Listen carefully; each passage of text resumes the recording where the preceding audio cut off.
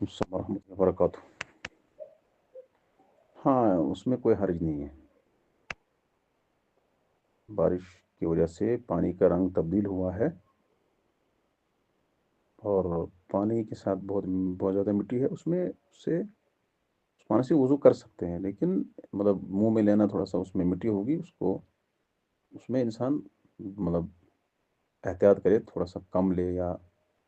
اگر تھوڑا سا صاف ہو اس کے بغیر کلی کرنے کے لیے تو باقی وضو ہو جائے گا، کیونکہ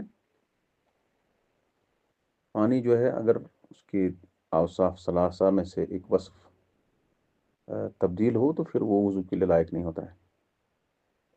جیسے اس میں سے ہے کہ اس میں مطلب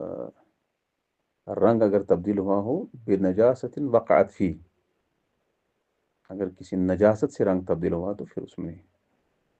تو اگر پانی کا رنگ بالکل مٹی ہو گیا تو پھر تو نہیں ہوگا، کم از کم وہ پانی رہنا چاہیے۔